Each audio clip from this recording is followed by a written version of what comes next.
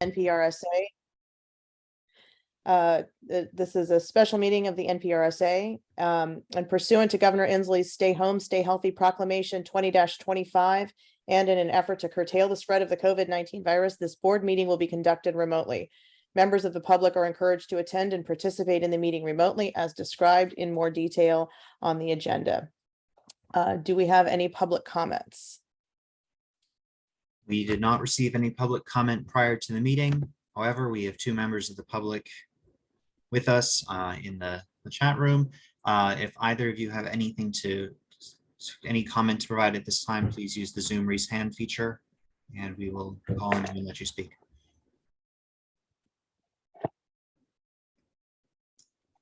And it looks like we have no public comment at this time.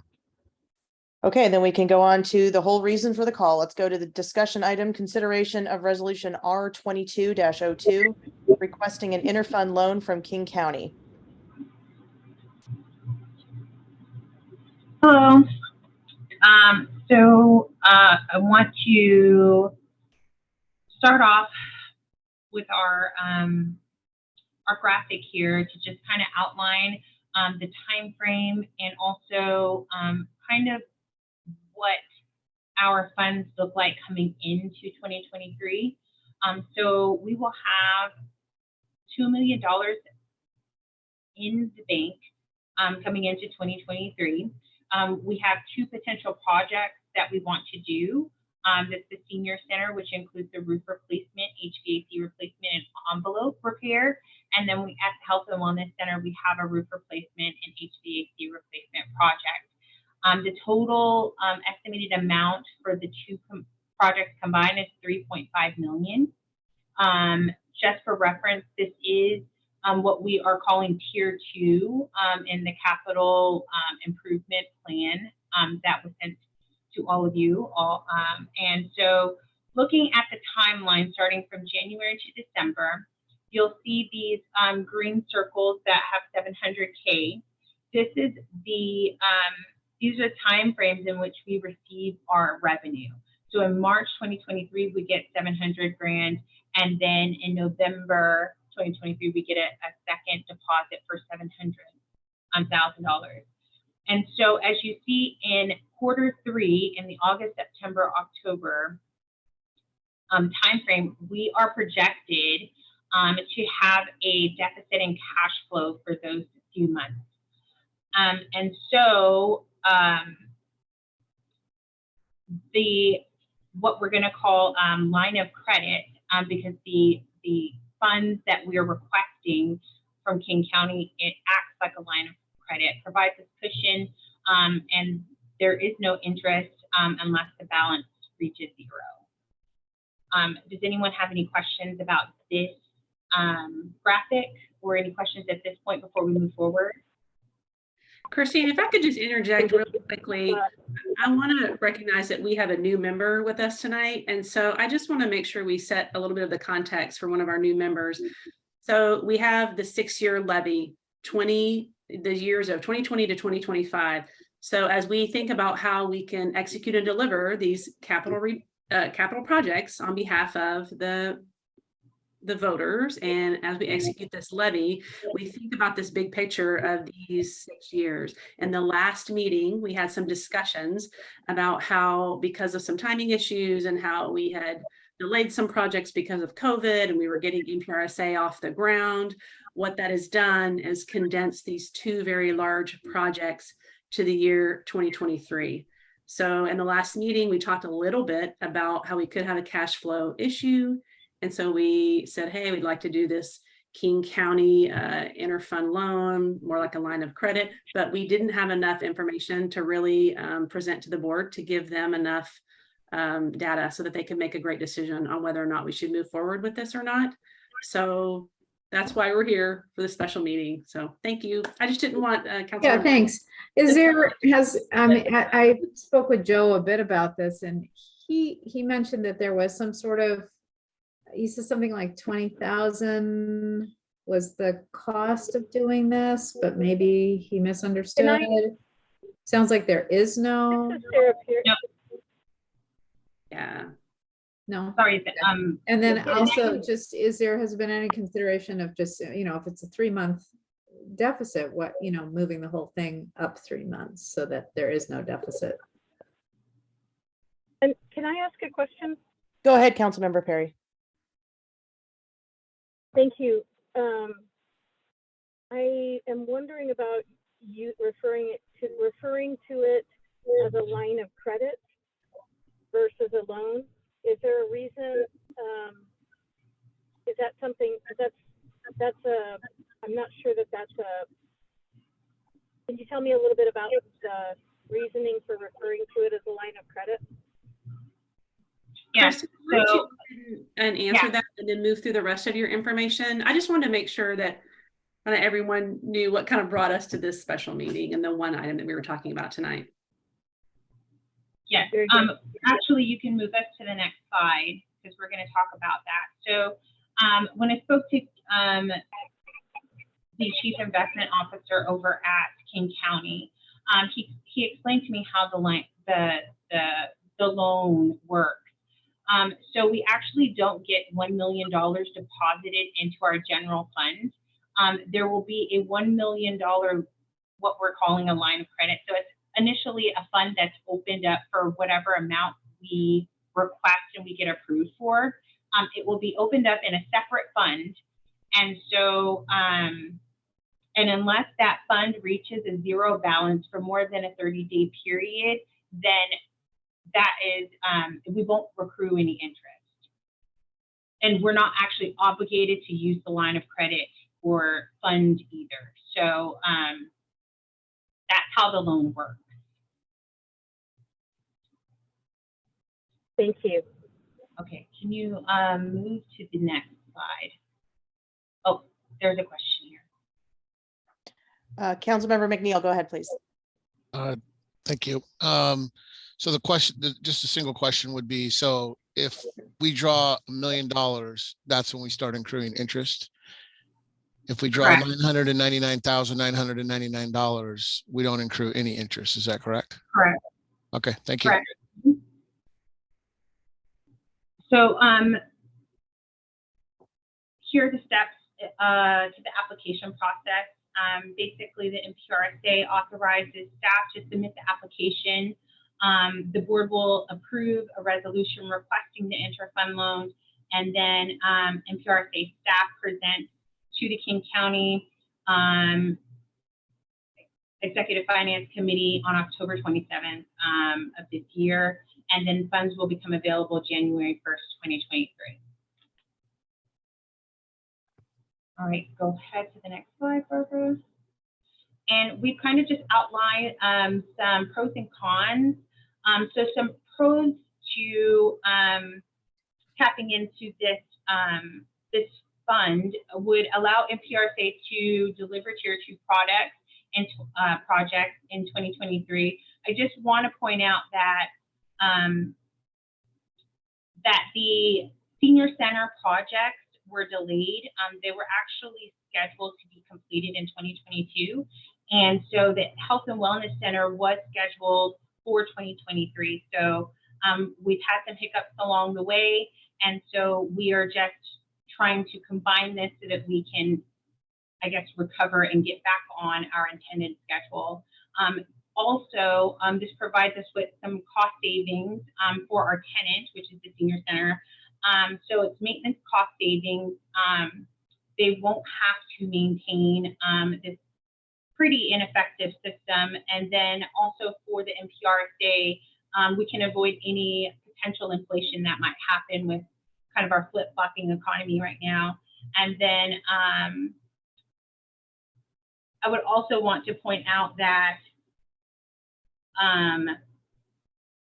the senior center as well, there's another pro here that me and Nathan were actually speaking about, where we were kind of thinking through the impact of the senior center and having how that impacts the senior center programmatically, and also having multiple projects, larger projects as this impacts them financially.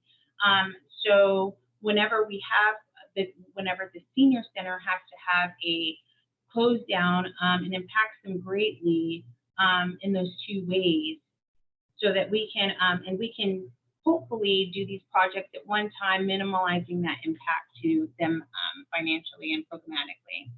And there aren't really cons to this other than administrative work. The loan is pretty common practice for special districts.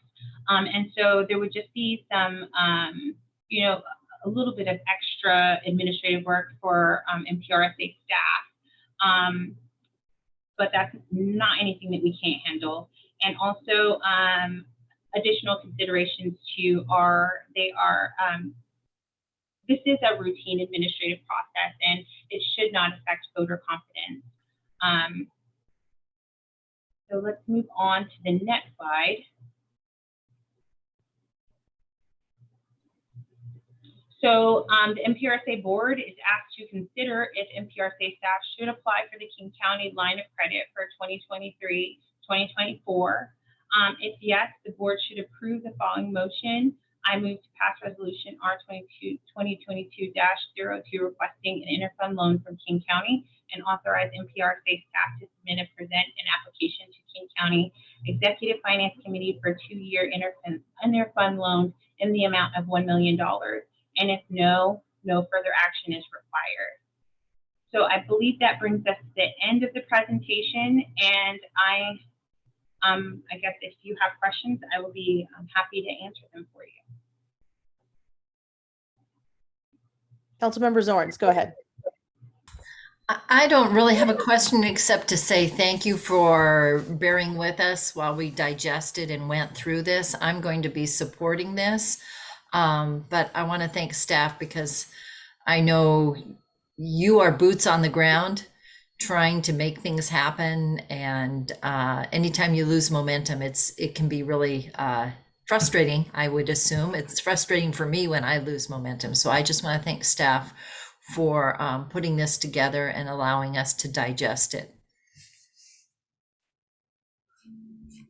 Councilmember Srebnick, go ahead, please. Yeah, thanks. It's just my question that I had earlier. I appreciate that this is an option and it looks like it's probably not a bad option, but was there any consideration of just shifting 3 months since it's only a 3-month gap in funding? Yes, so because it's a roof repair and HVAC installation, we would like to start the project in early spring. Just to utilize the better weather. Our weather is pretty unpredictable nearing the fall. So I think it's just to minimize the impact on delays because of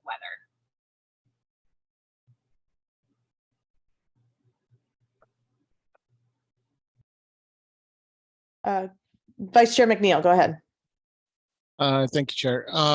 I also am supportive of this. I think now knowing that we're not going to pay interest unless we hit that 0, I think we could be fiscally responsible and not hit the 0.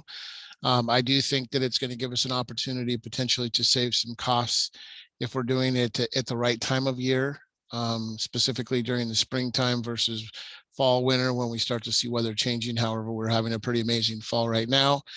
And at the end of the day, I think the message is that we're doing what we need to do to be a great partner for the senior center and work with them to keep them in the programs open and going for the community. So thank you everybody for all your hard work and bringing this back to us. So I just had, I guess, a logistical question. What does it look like when we are in need of the funds? So King County is the fiduciary on this. What does it look like when we are in deficit and the funds need to be drawn? How does King County access it? What is the, I guess, the paperwork involved for the NPRSA, and will we be notified if we dip into that fund? Are we, your question is about the $1 million fund that would be open? Correct. Yep. So basically, they create a fund, and we have a fund number, and so it's actually the same process as what we do now in paying our bills. We would submit voucher packets to the county, and then they would draw and then send us checks, and then we mail the checks out to our vendors or contractors. Okay, so they take care of, they're going to continue doing the fiduciary on their end. Do we have something that we receive in return that says you have now dipped into that fund? I believe I'm not sure we Yeah, go will, ahead. since, yeah, I handle the finances. So we receive reports from the county monthly and also daily that report our balances and our cash flow in all of our accounts. Right now, that's just our general fund and our bond fund, which we haven't been able to close out yet because of some delinquent tax revenue from 2021. So what I'm pretty sure is going to happen is that King County is just going to have a third account listed on those reports, which will be the $1 million loan. And we will see any amount of money that we have in there. So we will be able to track all expenses that we're paying out of that fund. Also, we would know that we had begun drawing on those monies as soon as we sent in the voucher, because the documentation that's sent to the county as our fiduciary agent to tell them how to pay the bill tells them which of our 2, or if the board approves this motion, 3 funds we would be taking that money out of. So basically just their receipt of our voucher packet would tell us that they've started drawing down out of that. So it would be a proactive ask on our part to draw out of that fund. Yes. So we choose, okay. And then how does that close out? So you said that we've got 2 funds now. We have one that's sort of the residual fund when we've got the bond fund. How does this line of credit fund close? What's the process in that?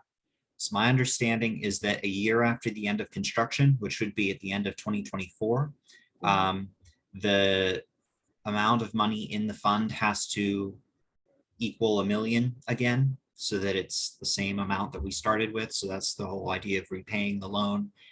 And then Christine, if you have more details, but my understanding is basically just we don't have access to it anymore. Yeah, the sum would be I don't resolved. think it's really something that we have to worry about. That's all handled by the county. Okay, that was what I wanted to know. And then if there is actually additional paperwork, if we wanted to keep it open or request it to be available to us for longer, but there's extra steps put into place for that to happen. Okay. Just making sure that we don't leave this open and kind of hanging out there for a while. Just that there's a finite start and a finite end date, and every dollar that that is spent out of that fund will be it will be at the request of the NPRSA. So I'm much more comfortable with that. Does any other board member have a question? I do, Sarah Perry. Go ahead, council member. Thank you. So my understanding is that this would be the 3rd time King County has ever done this. One was for Pacific Science Center, one was for Vashon, and then this time. So I do appreciate your line of questions, and I think it is important to have an understanding about that end process and the middle and beginning process, just because it is, this is not rote. This isn't something that happens. It's very rare that it happens. And so I think it's a very good idea to get things, buttoned up, clarity up front. So I appreciate that line of questioning. And then I also am wondering about when it's all said and done. So NPRSA will have spent its reserve. And is there some, that's a question. Will NPRSA completely have spent its reserve? And if so, what is the plan for coming back into a place where we're comfortable with the balance to take care of unforeseen circumstances? So this is Now- oh, sorry, go ahead. I don't want to. No. So no, we will not have exhausted our reserves. Actually, if we can flip back to the chart, Barbara. Yep. So the cash flow here, where we have the 700K in March and 700K in November, these are our regular deposits of our revenue.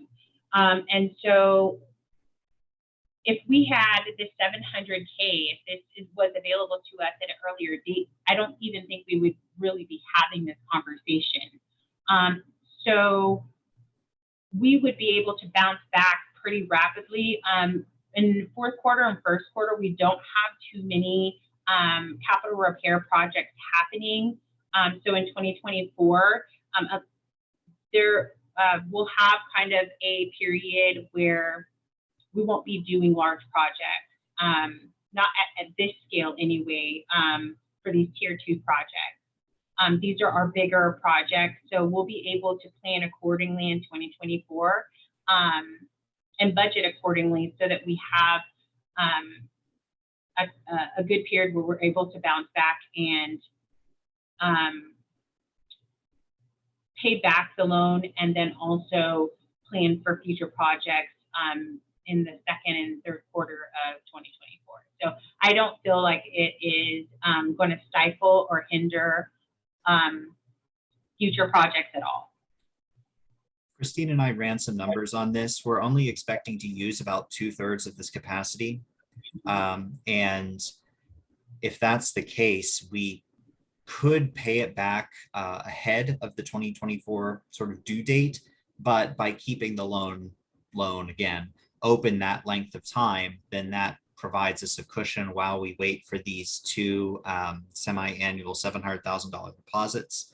So we'll have between 1 and 2 million in the bank again at the end of 2024, when the time that this loan comes due. So you're feeling confident in this approach in terms of what might be needed to have enough in reserve going forward once this is done. You have a level of confidence in that.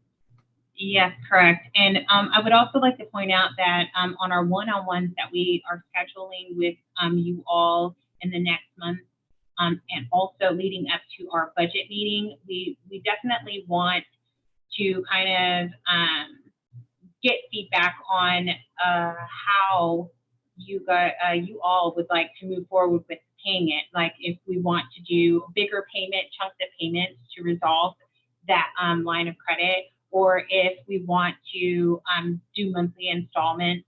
So we'll go over all those kind of options and kind of pick your brain to see which way you guys are leaning. And then we can also kind of look at the projects that we have going into 2024. Vice Chair McNeil, you have your hand up. Yes, thank you. And I do like the way we're going with the conversation. And Chair, your questions actually opened up some additional questions for me in how we get our budget reports presented to us. I think if I could just suggest that we have more formal budgets that are presented to us that show us where the money is and which account it's in, where it's coming from, what it's being allocated to. And then also, I know the one-on-ones are coming, but I would be very interested in ensuring that we're using the funds that are in the original account, the main account, to use first instead of the loan, the interloan fund, and that we're paying that loan back as quickly as possible. For me, I want to ensure that we're being fiscally responsible with the dollars. And even though it's sitting there, we want to make sure that we only use it in an emergency situation. So for me, I'm going to be each and every month looking closely at where the money's at, what account it's in, what we're allocating towards, and then ensuring that we have a look ahead to ensure that we do not exhaust and get to a $0 figure. So I know we've been kind of figuring out how to do this as we go, but I think it's going to be critically important moving forward that we have the proper budgeting, format and everything to be able to show us in depth what we're doing with the money. Councilmember Dembowski. Thank you so much. Thank you for the discussion. How much would be left on our expected levy revenue receipts beyond the 3.5 million that we're talking about here for the phase 2 projects.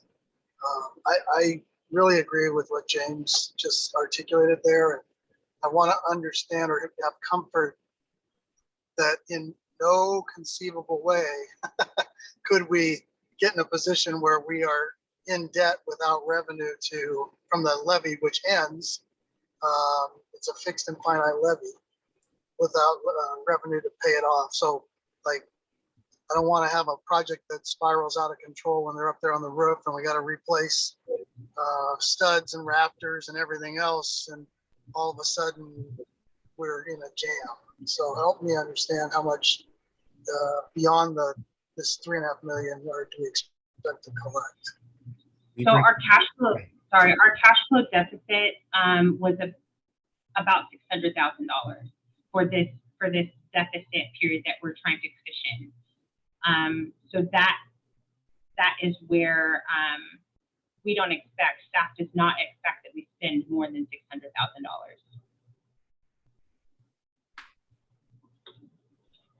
And we're going to bring in another 4.5 million between 2023 and 2025. So Yes, exactly. If I can just kind of expand a little bit on that, that's also, you're about in the middle of your levy.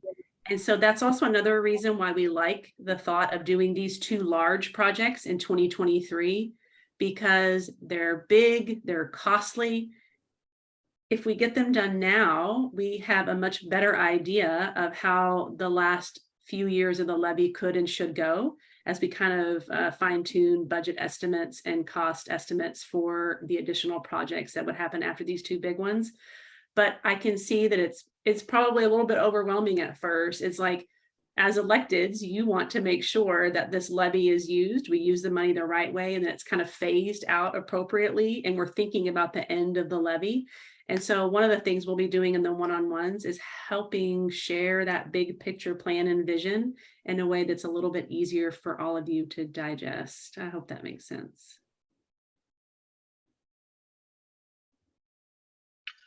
If So I could I wanna follow up, reiterate Chair, Mr. Campbell. Oh, sure, go ahead. Sorry, so of this tier 2 projects total 3.5 million, I understand that this is a cash flow issue and the response is a tool, and I'm supportive of that. It would help me to kind of have I think that's coming, but where are we in remaining projects to do and how much money's coming in? What I heard is there's another, maybe it's 4.5 million total remaining. Are we spending 3.5 of that on this tier 2 projects with about $1 million left, or is my math off there? no, we have 2 million right now, roughly, or we will after we finish paying off the remaining projects this year. So that would be 6.5 of total current and projected reserves through the end of the levy. And we can be really confident on those because they're going to happen, right? The voters approved this levy. They're not, the levy money is not going to go away. So we'd be using about half of what we currently have and are expecting to receive through the remainder of the levy period on this project. That would leave us with another, what does that work out to? 3 million that we could use for future projects out of what we're calling tier plus then also use to start building capital reserves in case we need to do repairs in the future. That's super helpful. Thanks so much. I wanted to follow up on that. So of course, we won't know this until we approve it. Can you provide, I guess, some projections to Vice Chair McNeil's question of paying all of it off at once and what that does for projects, if that leaves us in deficit where for 6 months we can't do any projects, or if there's different payment schedules, what that will do for the remaining projects. I think that would be helpful moving forward. So we have, I guess, a little bit of data when we have our one-on-ones so that we can come up with a plan knowing what each of those scenarios looks like. I understand that, we're in the middle of the levy here and we've got this availability, but the concern that I always have, and this is, it's taxpayer funds here, is I don't want to overspend, because it's always tempting to say, well, we've got this money and we can do something with it. And I appreciate the board's questions about, how do we minimize any of the temptation to sort of get a little bit further out over our skis than we're comfortable with.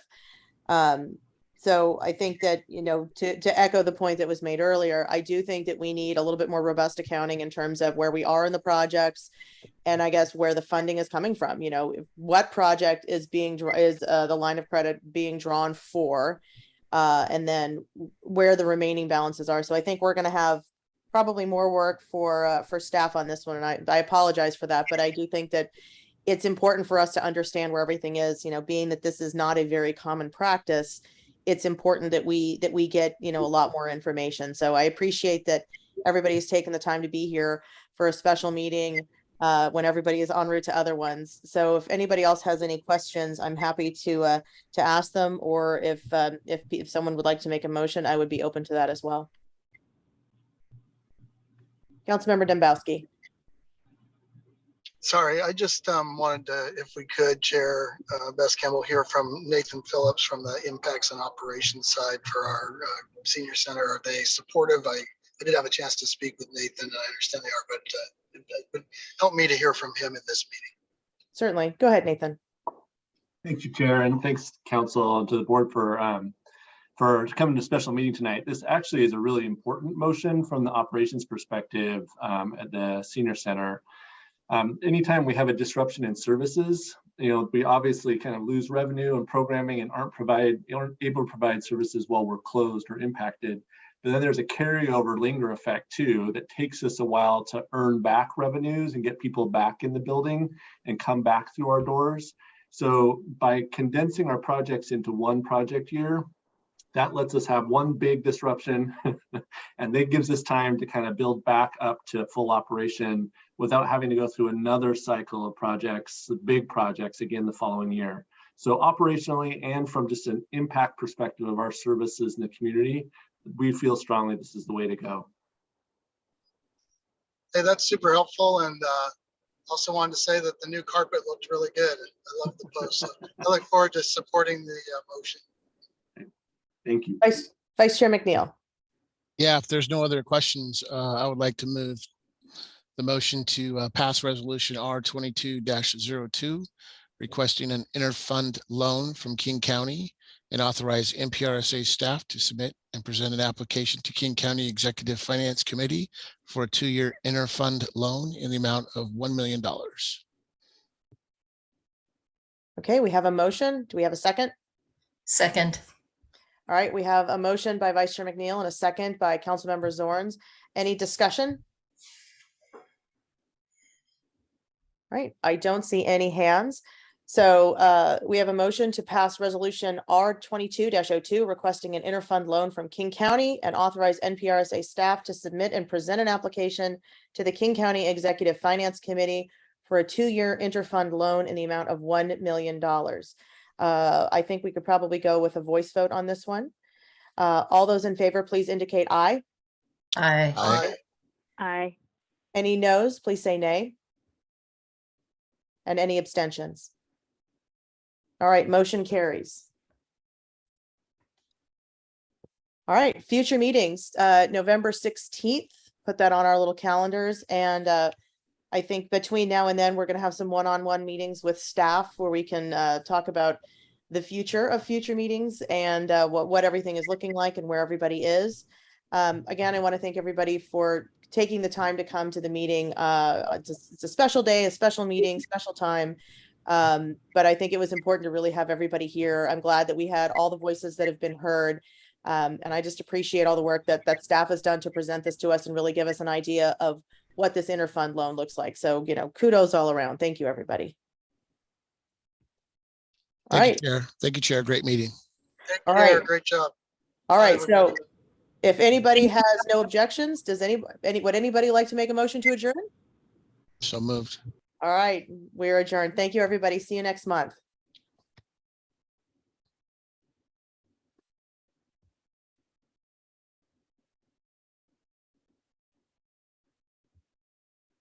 Good job. Thank you. Thanks.